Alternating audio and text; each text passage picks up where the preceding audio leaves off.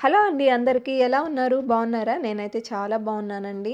ఇదొచ్చి Thursday రోజు log అనమాట. Thursday రోజు నేనేం బ్రేక్‌ఫాస్ట్ చేస్తున్నాను చూపిస్తున్నాననమాట.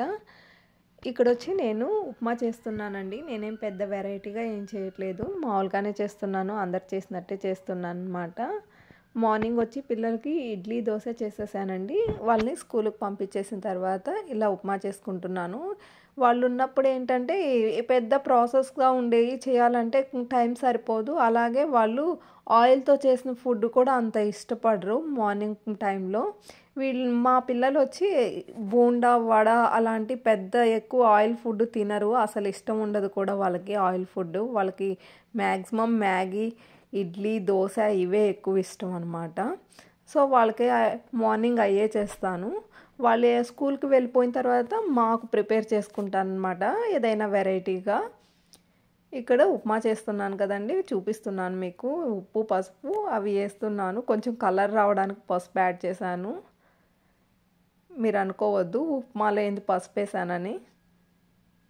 నేను వేస్తానండి కొంచెం కలర్ వస్తుందని. అలాగే ఒక దోస కూడా వేసుకుంటున్నాను.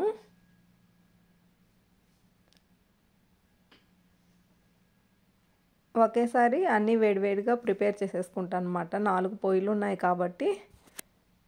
సో ఒక సైడు పెనము, ఒక సైడు ఉప్మా అలా పెట్టేసుకున్నాను.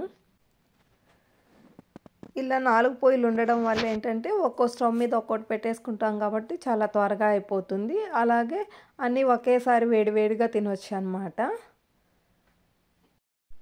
ఇలా బ్రేక్ఫాస్ట్ చేసుకుంటానే ఒక పక్క ఫ్రూట్స్ అవి కట్ చేసి పెట్టేసుకుంటాను. ఒకసారి గిన్నెలు ఉంటే అవి కూడా తోమేసుకుంటాను అనమాట. చాలా తొందరగా అయిపోతుంది పని.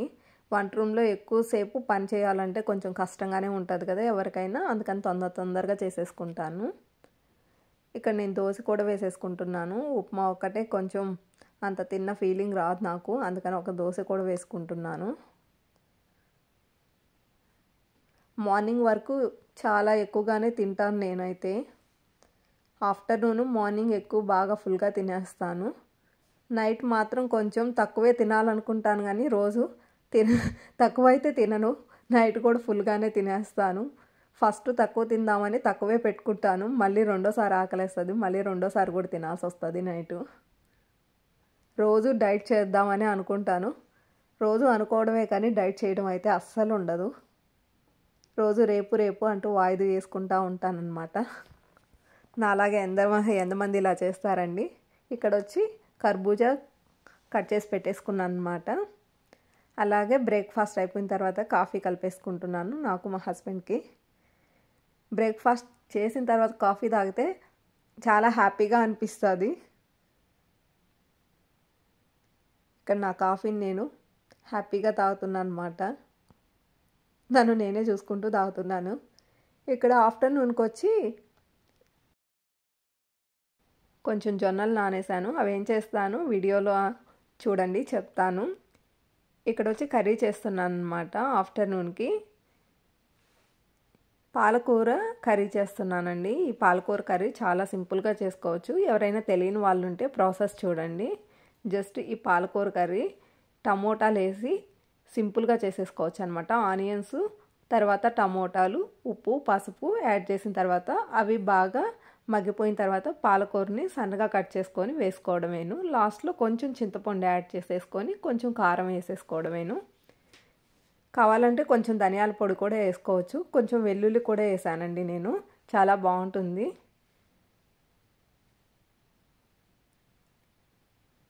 ఇక్కడ మా హస్బెండ్కి వచ్చి ఆమ్లెట్ వేస్తున్నాను అనమాట. చూసారు కదండి, పాలకూర కర్రీ కూడా అయిపోయింది. ఇక్కడ మా వారికి రైస్ పెట్టేస్తున్నాను.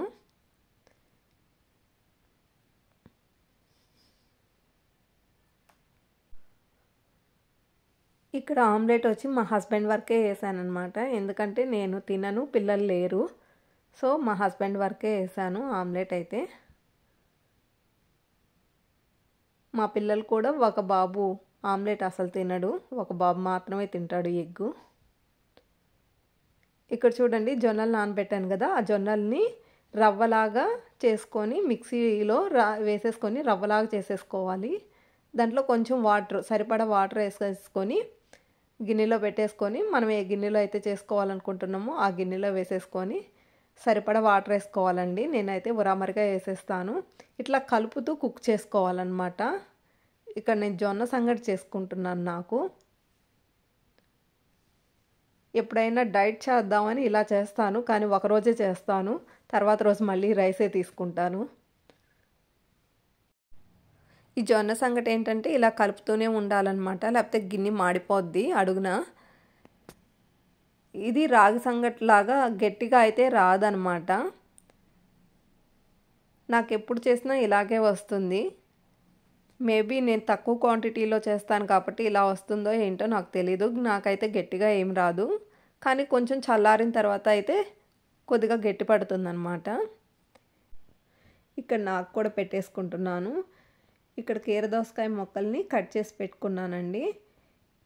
ఇంట్లో ఎప్పుడు ఫ్రై చేయలేదంటే నేను ఇలా కీరదోసకాయ ముక్కలు కానీ లేకపోతే క్యారెట్ కానీ కట్ చేసి పెట్టుకుంటాను లంచ్కి.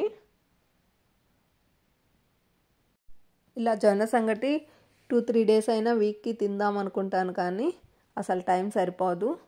ఎప్పుడో ఒకసారి మాత్రం ఇలా చేసుకుంటూ ఉంటానన్నమాట.